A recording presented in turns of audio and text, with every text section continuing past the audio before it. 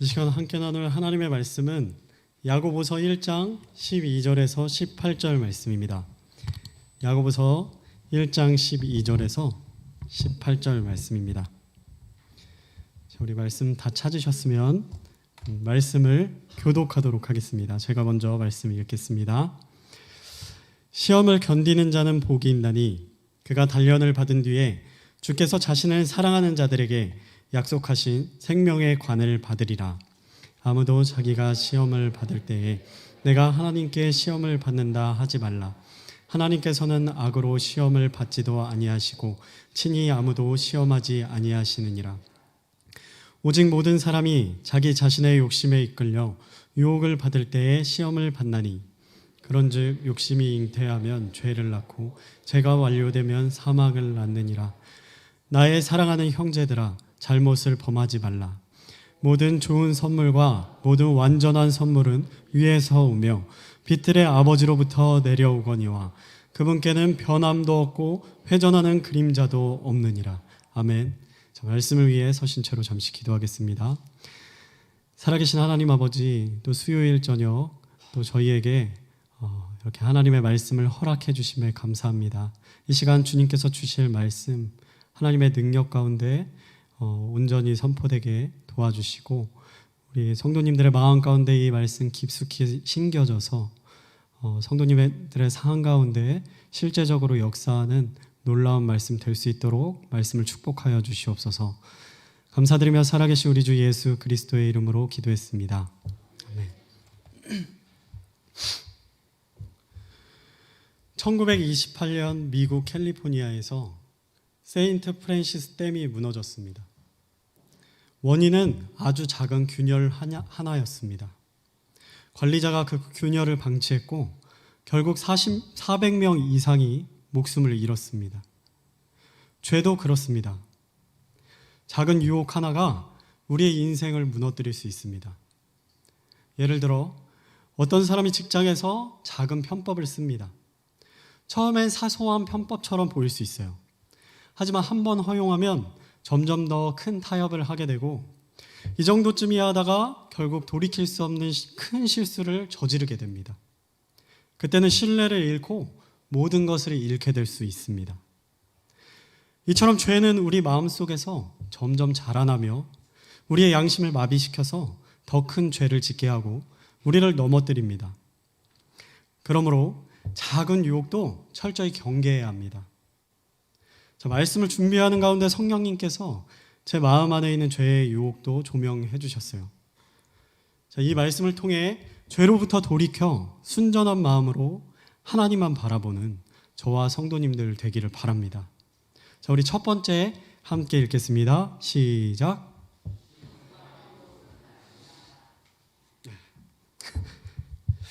하나님은 우리를 시험하시지만 우리를 죄에 넘어지도록 유혹하시지는 않습니다. 하나님은 우리의 믿음을 연단하여 우리를 더욱 성숙한 신앙인으로 성장하게 하시려고 우리를 시험합니다. 자, 본문 12절에서 13절 말씀 함께 읽겠습니다. 시작. 시험을 견디는 자는 복이 있나니 그가 단련을 받은 뒤에 주께서 자신을 사랑하는 자들에게 약속하신 생명의 관을 받으리라. 아무도 자기가 시험을 받을 때에 내가 하나님께 시험을 받는다 하지 말라. 하나님께서는 악으로 시험을 받지도 아니하시고 친히 아무도 시험하지 아니하시느니라. 아멘. 하나님은 아브라함에게 이해할 수 없는 시험을 하셨습니다. 생명보다 소중한 사랑하는 아들, 독생자 이삭을 바치라고 하셨죠. 하지만 아브라함은 하나님의 선하심을 의심하거나 원망하지 않았습니다. 오히려 하나님이 어떤 상황에서도 끝까지 선하게 인도해 주실 것을 믿고 믿음으로 순종하여 이삭을 제단 위에 올려놓았습니다. 자, 이 시험은 결국 하나님이 아브라함의 믿음을 인정하시고 축복을 더해 주시는 결과로 이어졌죠. 자, 욥도 마찬가지입니다. 욥은 하루아침에 재산과 자녀들을 모두 잃었고 건강마저 악화되는 엄청난 고통을 겪었습니다. 욥의 아내는 고통 가운데 괴로워하고 있는 욥에게 하나님을 저주하고 죽으라고까지 말했습니다. 하지만 욥은 끝까지 하나님을 신뢰했습니다. 결국 하나님께서 욥의 믿음을 인정하셨고 이전보다 더 큰 축복과 회복으로 보상해 주셨습니다. 자, 하나님은 이렇게 믿음을 성숙하게 하시기 위해서 우리에게 시험을 허락하십니다. 자, 우리 신명기 8장 2절 말씀 함께 읽겠습니다. 시작.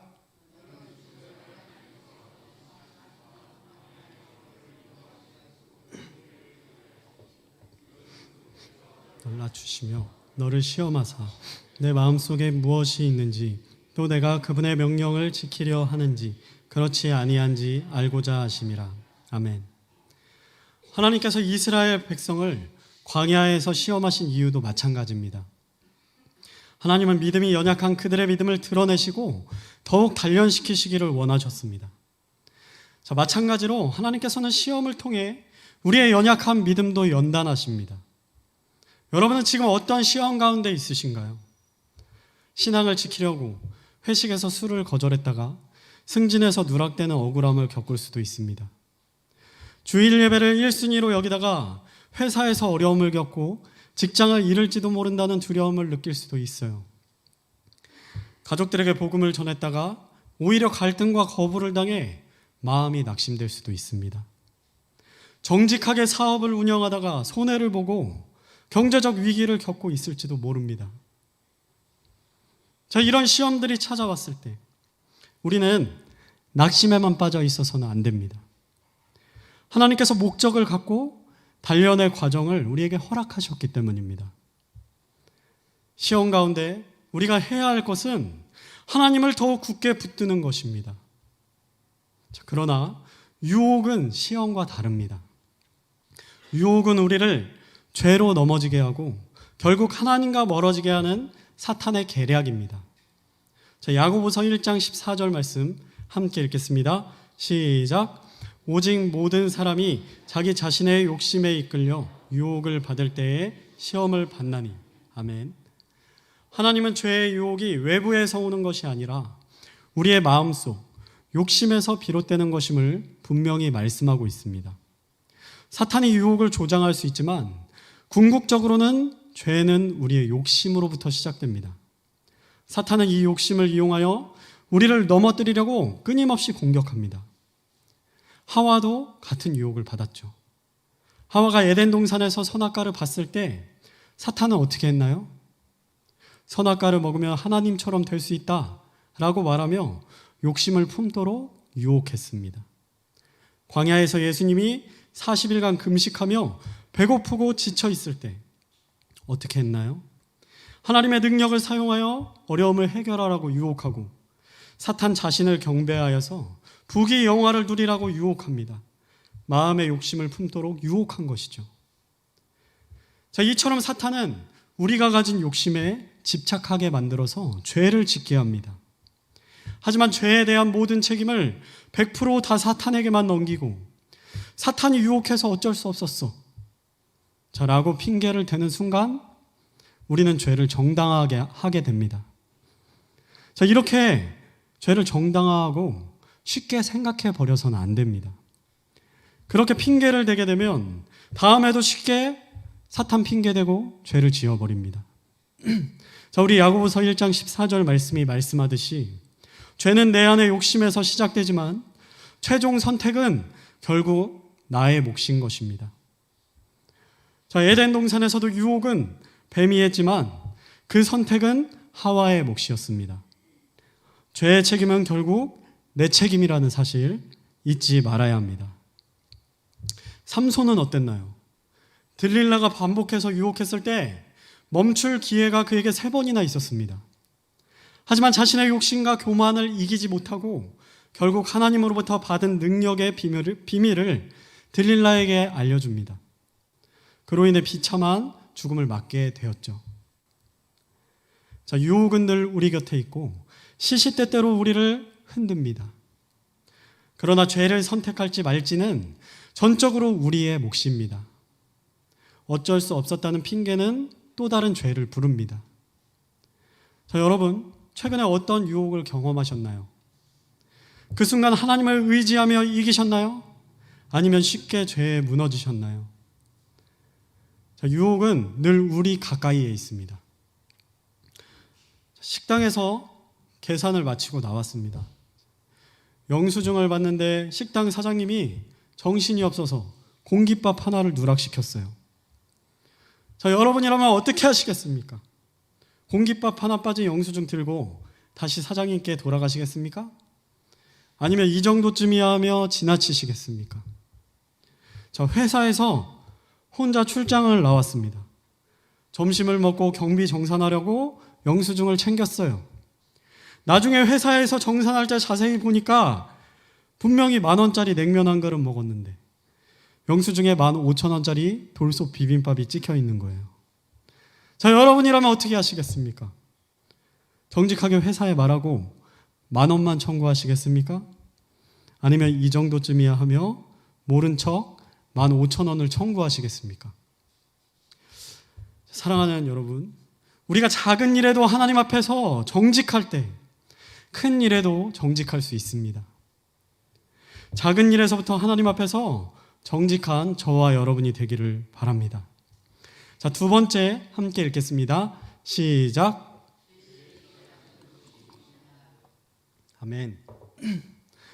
죄는 갑자기 우리를 넘어뜨리지 않습니다. 과정이 있습니다.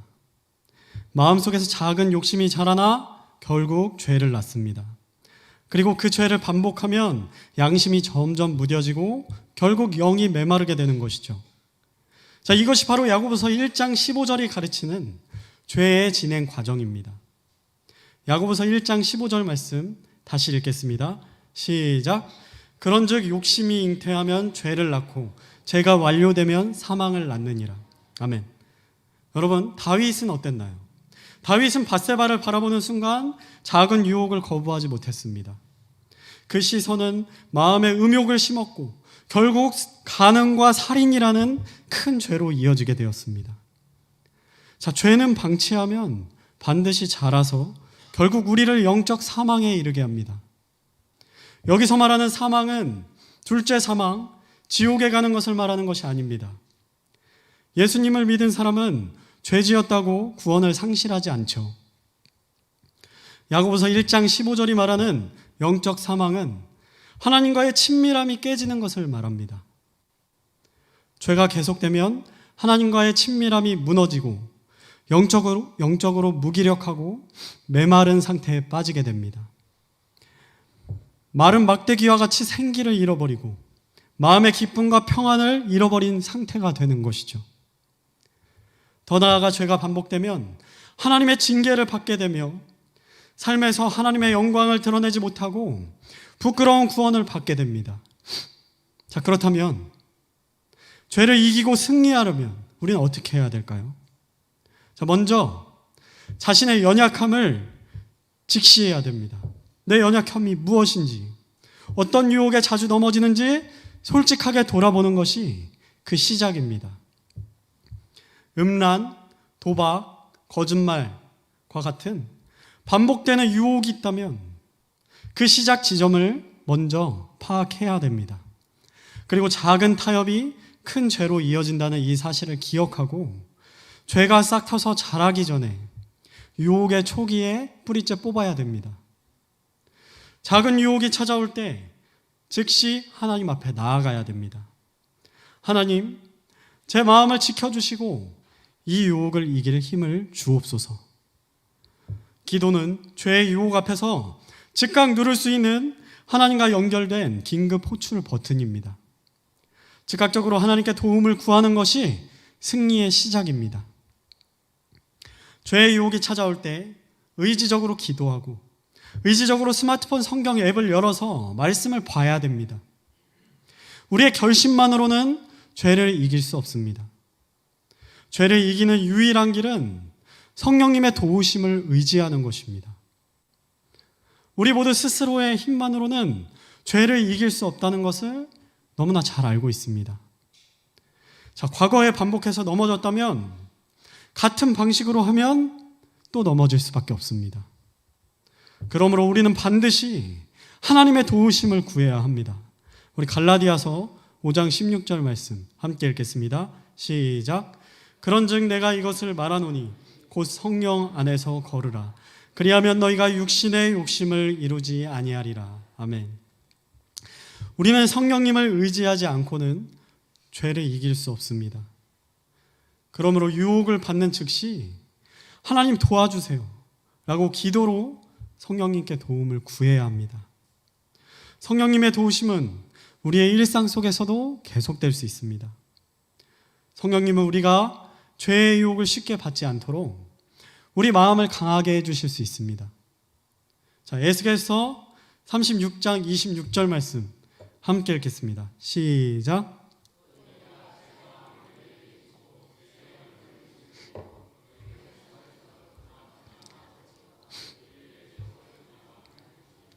아멘. 성령께서 우리 안에서 역사하실 때 죄를 향한 갈망이 점점 줄어들고 하나님을 사랑하는 마음이 점점 커지게 됩니다. 그러므로 단순히 죄를 안 지어야지라고 다짐하는 것에서 그치지 말고 먼저 하나님께서, 성령님께서 우리의 마음을 먼저 변화시켜 주시도록 하나님께 간구해야 합니다.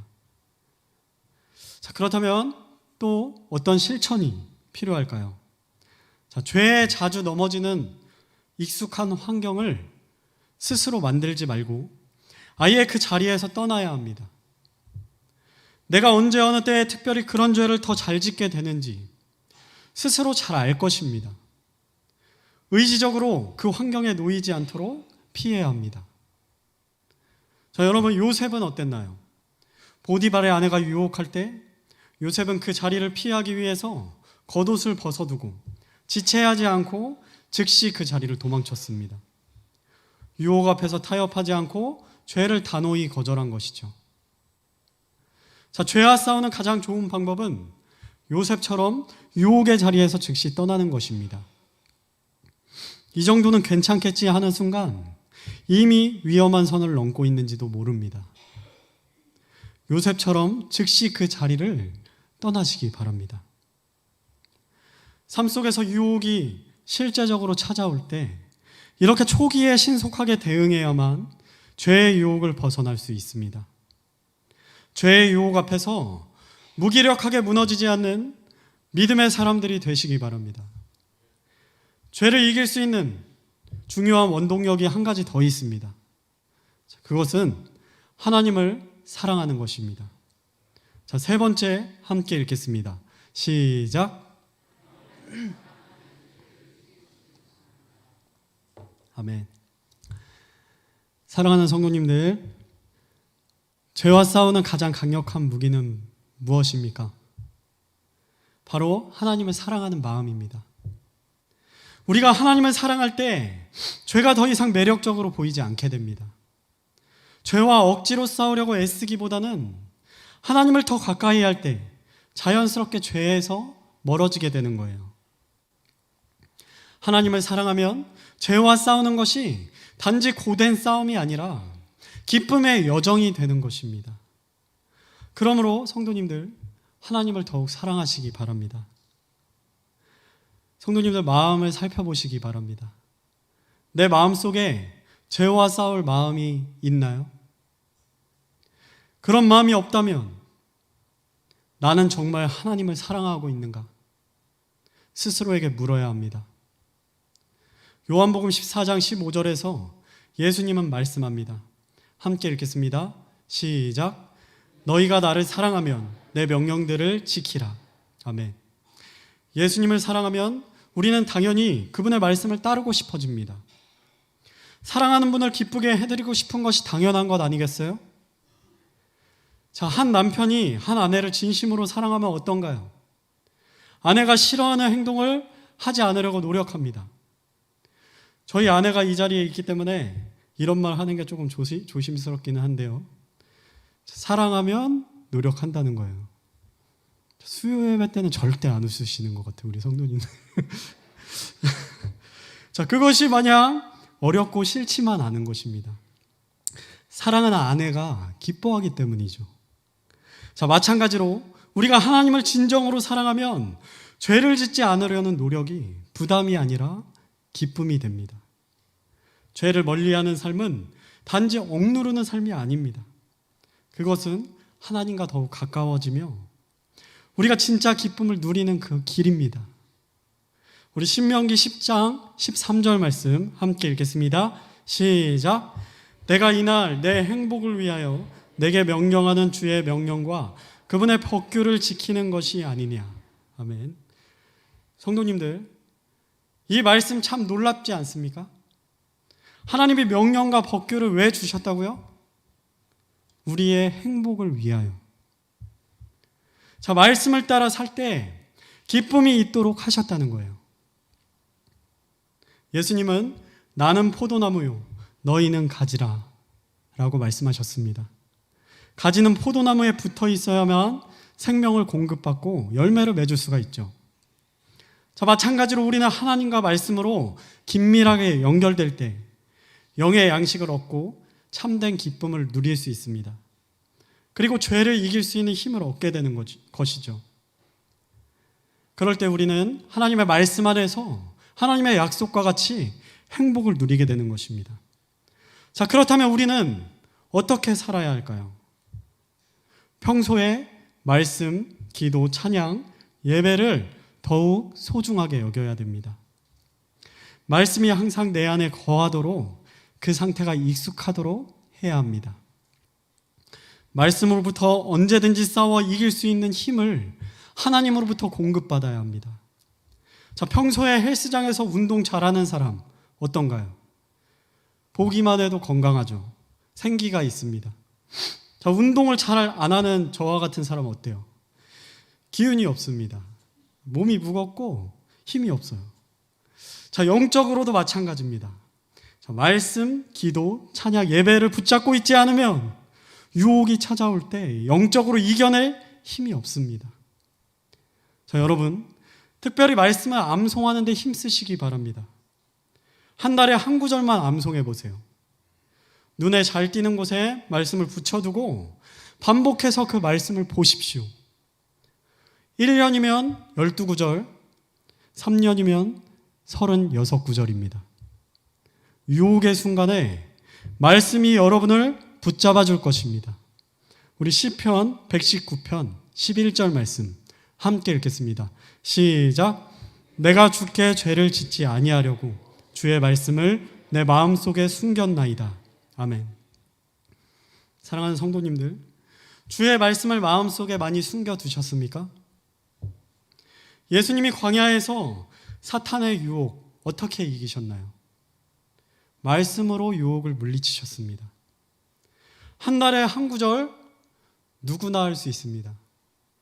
자, 중요한 건 결단하는 마음입니다. 자, 오늘부터 한 절씩 외우면서 시작해 보시기 바랍니다. 말씀을 가까이 할수록 우리는 하나님을 더 사랑하게 됩니다. 자, 그리고 하나님을 향한 사랑이 더 깊어지려면 또 무엇이 필요할까요? 십자가를 깊이 묵상하시기 바랍니다. 내가 지은 죄 때문에 그 모든 고난을 감당하셔야만 했던 죄 없으신 우리 예수님, 날마다 더 깊이 생각하시기 바랍니다. 도자기장이는 보통 굽다가 실패한 도자기는 그냥 깨뜨려 버립니다. 그런데 어떤 장인은 그 깨진 조각을 다시 하나하나 붙이고 정성껏 다시 구워냅니다. 장인은 깨진 조각을 하나하나 이어 붙이다가 손이 베이고 피를 흘렸습니다. 모든 손가락이 상처투성이가 되었지만 그는 끝까지 그 도자기를 포기하지 않았습니다. 끝까지 포기하지 않고 도자기를 다시 이어 붙여서 완성했습니다. 그는 그 도자기를 가장 소중한 자리에 두고 매일 기쁨으로 바라보았습니다. 마치 처음부터 흠이 없었던 것처럼 말입니다. 사랑하는 성도님들, 이것이 바로 하나님의 마음입니다. 우리도 죄로 인해 깨어지고 망가진 인생이었습니다. 그런데 하나님은 그런 우리를 외면하지 않으시고 피 흘리기까지 사랑하시며 끝까지 회복시켜 주셨습니다. 깨진 조각에 베인 장인의 손처럼 예수님의 손에도 못이 박혔습니다. 단 한 번도 죄짓지 않으신 우리 예수님이 우리의 죄를 감당해 주시기 위해서 우리 대신 찢기시고 상하시고 버림받으셨습니다. 자, 그 사랑을 기억할 때 우리는 결코 죄를 가볍게 여길 수 없습니다. 그 희생을 깊이 생각하면 우리는 반드시 죄와 싸우게 됩니다. 그 사랑이야말로 죄를 이길 수 있는 가장 강력한 능력입니다. 성도님들, 우리가 죄를 짓는 이유는요, 그 사랑을 잊고 살기 때문이에요. 우리의 믿음 없음을, 우리의 연약함을 하나님 앞에 솔직히 인정해야 됩니다. 저도 그렇습니다. 여러분, 우리는 주님의 사랑을 더 생생하게 다시 기억하고 처음 사랑을 회복해야 합니다. 이제 말씀을 맺도록 하겠습니다. 설교 서두에 나눈 댐 붕괴 사건을 기억하실 것입니다. 처음엔 작은 균열이었습니다. 그러나 방치된 그것이 댐을 무너뜨리고 400명 이상의 생명을 앗아갔습니다. 죄도 마찬가지입니다. 작게 시작되지만 방치하면 반드시 우리의 믿음과 삶 전체를 무너뜨리게 될 수 있습니다. 자, 믿음이 무너지면 영적으로 다시 일어서기까지 많은 눈물과 시간이 필요합니다. 물론 하나님은 언제든지 회개하는 자를 받아주시지만 다시 성령 충만해지기까지 큰 싸움과 인내가 필요합니다. 그러니 애초에 죄의 균열이 생기지 않도록 마음을 지키는 것, 그것이 진짜 지혜입니다. 사랑하는 여러분, 우리의 힘만으로는 죄를 이겨낼 수 없습니다. 그러나 예수님과 함께라면 반드시 승리할 수 있습니다. 하나님을 사랑하는 사람은 죄와 맞서 싸웁니다. 그리고 삶으로 그 사랑을 입증합니다. 사랑하는 성도님들, 하나님 사랑하십니까? 그렇다면 구체적인 실천을 결단하시기 바랍니다. 요즘 어떤 죄의 유혹과 싸우고 계십니까? 말씀을 듣는 가운데 여러분을 가장 자주 넘어뜨리는 유혹이 떠올랐다면 이번 한 주 그 유혹이 찾아올 때 어떻게 이길지 미리 준비하고 결단해 보십시오. 반복해서 죄에 빠지던 장소나 시간대가 있다면 이번 주에는 과감히 그 자리를 떠나십시오. 유혹이 다가올 때 즉시 기도하며 암송한 말씀으로 마음을 지켜내십시오. 그 작은 결단이 죄를 이겨내는 첫 걸음이 될 것입니다.